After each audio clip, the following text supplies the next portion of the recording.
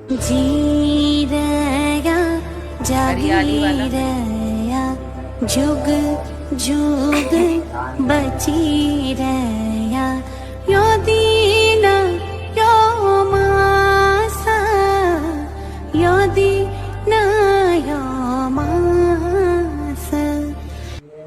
नंदना मनोकामना पूरे हो, जय बहादुर नंदना का आशीर्वाद देते हैं। बिस्तर झन पकड़िए, झीट नहीं फिर नहीं रहे। So hello hi everyone, welcome again in another vlog be with Binu. सबसे पहले आप लोगों को सावन महीने की ढेरों शुभकामनाएं, हैप्पी हरेला। और मेरी तरह जो भोलेनाथ के भक्त हैं वो जरूर से पहले कमेंट कर दीजिए। जो भगवान भोलेनाथ को मानते हैं, विश्वास करते हैं, जल्दी से नीचे टाइप कर दीजिए हर हर महादेव। और महादेव आप सब पर अपनी ढेरों कृपा बरसाएं, सबको स्वस्थ, समृद्धि और शांति प्रदान करें। तो आज के वीडियो में हम आपसे शेयर करते हैं कि हरेला क्या होता है, हरेला क्यों मनाया जाता है और कैसा रहा हमारा सावन का सोमवार। तो चलते हैं। तो क्योंकि था श्रावण मास का सोमवार, तो शंकर भगवान मेरे महादेव की पूजा के साथ शुरू होती है दिन की शुरुआत।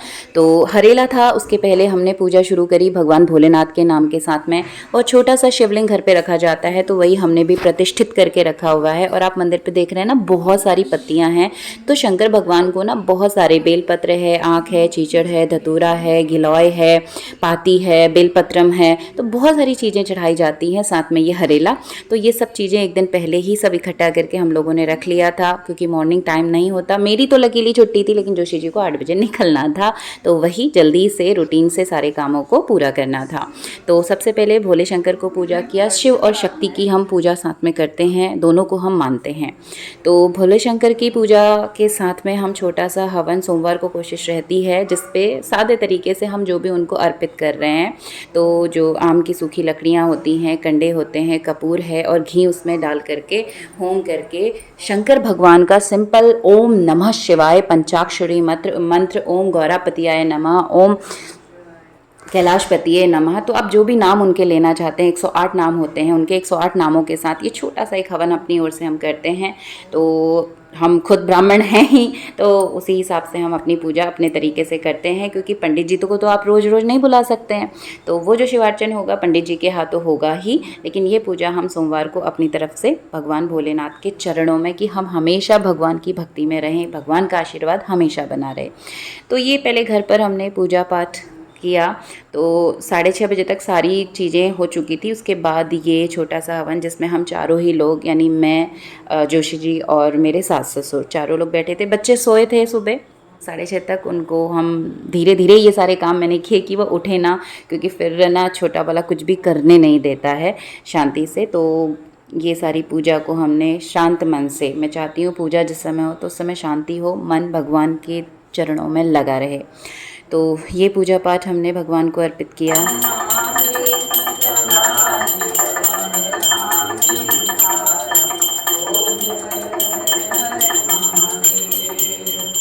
तो हर सोमवार को मेरी कोशिश रहती है कि शिवालय में ज़रूर चली जाऊं। अपने पास में ही जो शिवालय है, तो वहाँ हम लोग चले गए थे।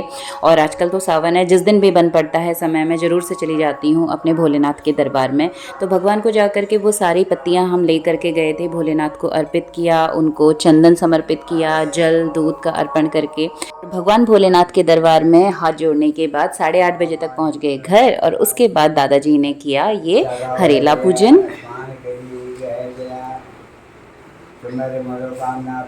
ये दादाजी पूज रहे हैं अभी हरेला। तो घर के जो भी सयाने बुजुर्ग होते हैं वो ये हरेला पूजते हैं। और ये देखिए इसकी शैतानी वाली हंसी, ये ना टिक नहीं पाता, बड़ी मुश्किल से ये 2 मिनट पता नहीं कैसे बैठ गया था।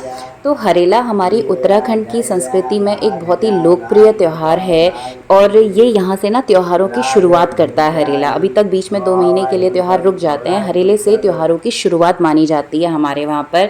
ये हरियाली का प्रतीक होता है, ये भोले शंकर की भक्ति का प्रतीक होता है, ये समृद्धि का प्रतीक होता है, और साथ ही साथ खुशहाल और अच्छी फसल को बढ़ावा देने वाला एक मान्यता के साथ ये हरेला होया जाता है।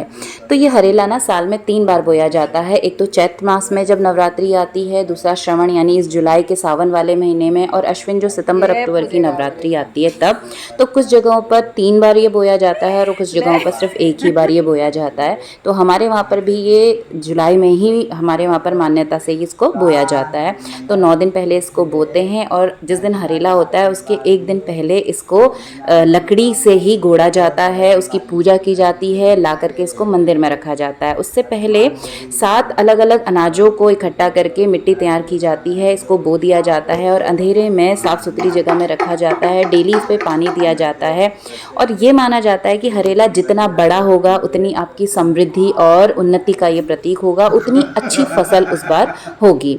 तो बहुत सारी मान्यताओं के साथ ये त्यौहार हमारे जुड़े हैं और भोले शंकर के साथ भी इसका वैदिक कथाएं जुड़ी हुई हैं।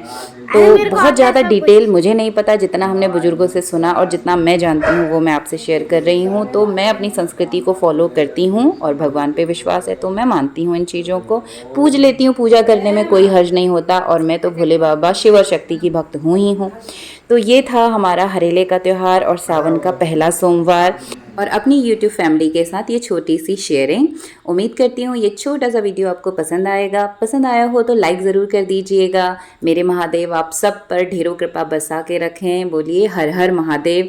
लाइक कर दीजिएगा और कमेंट पे हर हर महादेव ज़रूर से लिख दीजिएगा। इस सावन महादेव आपकी ज़रूर सुन लेंगे। तो मिलते हैं दोबारा आपसे अगले वीडियो में, तब तक के लिए बाय बाय।